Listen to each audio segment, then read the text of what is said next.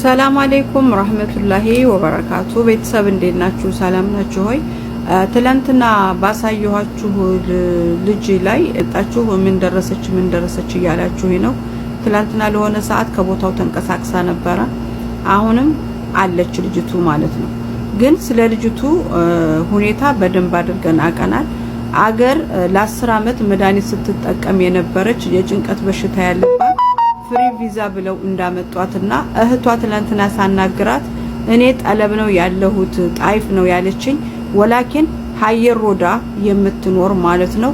በጣም ባለጌ የሆነች በእህቷ ላይ ቁማር የምትጫወት ወጣ ወይ ቤት ተከራይታ ይዛት አትቀመጥ ወይ ደግሞ ድረሱልኝ ብላ ህዝብ አግዟት ወደ ኢትዮጵያ እንዳትገባ ያያደረገቻት ያለችው እህቷ መሆኗን አብራቸው ስትሰራ የነበሩት ልጆች ከፊሉ ሁሉ መጥቶ ለምኗት በስንት ጉድ እንቢ ብላ ስታስቸግረው ነው እዛው በላቅ አርጎባት ተመልሶ የሄደው ማለት ነው።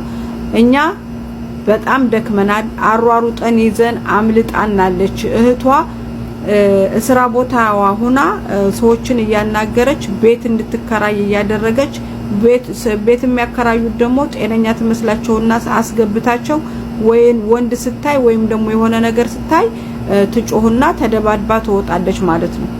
ይሄንን ስራ የምትሰራው እህት ነች፣ የእናት ልጅ ነች ማለት ነው። በሽተኛ እንደሆነች እህቷ ታውቃለች። እሷ በሙከየፍ ቤት ላይ ቁጭ ብላ እህቷን ሻራ ላይ የምታኖረው ብርቱካን የምትባለው ወይም ደግሞ ሌላም ቅጽል ስም አላት። አወጣሻለሁ ደግሞ አለቅሽም አንቺ ነሽ ማለት ነው። ግን እቺ ልጅ እንዴት ብላ ነው ወደ ኢትዮጵያ የምትገባው? እንዴት ብላ ነው የምትሳፈረው? እንዴት ብለንስ እንያዛት? ለምን የምትናገረው ንግግር በጣም ያስፈራል። ብድግ ብላ ልትወነጅላችሁም ትችላለች። እና ልጅቱ አሁንም አለች ዙኛ ሰፈር ላይ ቁጭ ብላለች ለማለት ነው። ሁሉ መድኃኒቱ ራሱ ደርሶኛል። መድኃኒቱንም ለዶክተር አሳይቸው ይሄ ጭንቀት ያለበት ሰው የሚወስደው መድኃኒት ነው ብለውናልና የኢትዮጵያ መንግስት ውጭ ጉዳይ ሚኒስቴር ልጆቻችን እየተመረመሩ እንደሚመጡ ማስረጃ ነው ይሄ ራሱ ማለት ነው።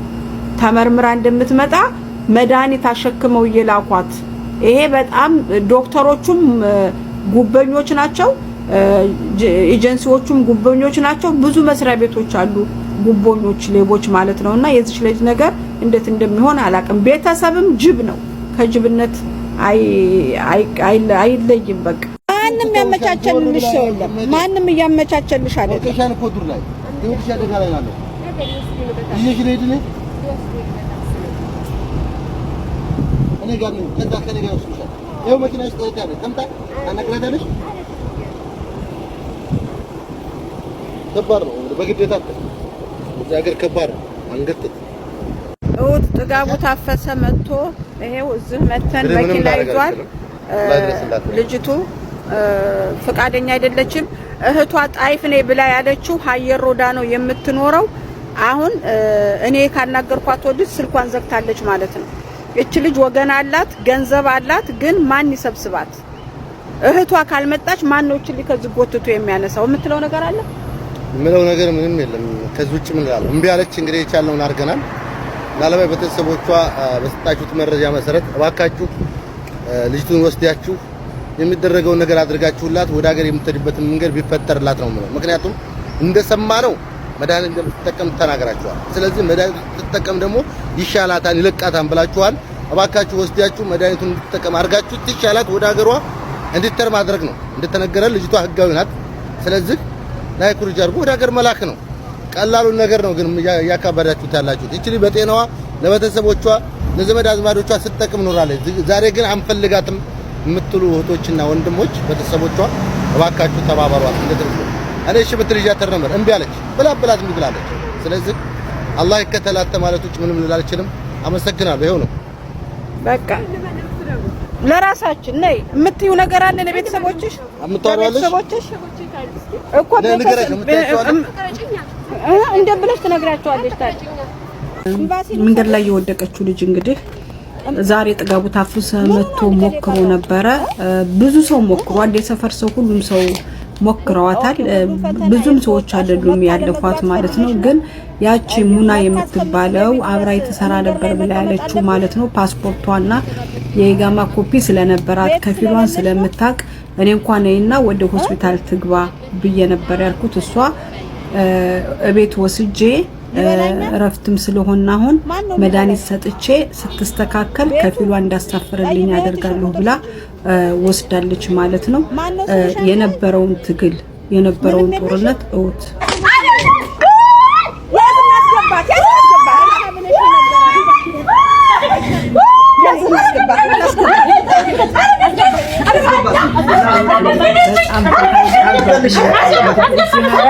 መጋተቱን መጓተቱን አይቻልም። ግን ልጅ በሩዝ ጋር በዛ አምን ባብ ማለት አምን በቃ خلاص ስላለባት ወስደዋል። ከነሱ ነው የጠፋችው። ተመልሰሽ ፈርድ ህቷለች። ይሄው ልጅቷ በ3 ቀኗ ቤተሰብ መተው ወስደዋታል። ቤተሰቦቿ ናት እናስይዝሻለን ምናምን ብለን ሰዎች ስላስፈራሯት ስልኳን ዘግታባት ደግሜ እኔ ሲሄድ ምንድነው ያለችው? እህቴ ቀኑ ሙሉ ስልክ ስለዘጋችብኝ እህቴ እንድታናገረኝ ፈልጋለሁ ነው ያለችው። እንግዲህ እሷ በሙከየፍ ቁጭ ብላስ ህይወቷን እየኖረች እህቷን መንገድ ለመንገድ የምታኖር ማለት ነው። ኢትዮጵያ ያሉ ቤተሰቦቿ እንድትመጣላቸው ልጃቸው ይፈልጋል።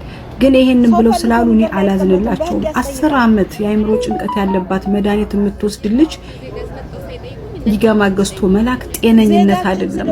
በምን ያክል ቤተሰብ ባህር ስትሻገር ይሻላታል የሚለው ፈሊጥ አግባብ ነው ብዬ አልልም። በዛ አጋጣሚ ዛ መንገድ ላይ ብዙ ሰዎች ጋር ተጫዋጩ ሆናል። ብዙ ሰዎች ጋር አለመግባባት ተፈጥሯል። እኔ ሁሉ አላማዬ ከመንገድ ላይ እንድትነሳ ነበረ። ራሳቸው ቤተሰቦቿ ስለወሰዷት ደስ ብለውኛል። እየጠየቃችሁ ስለምታስቸግሩ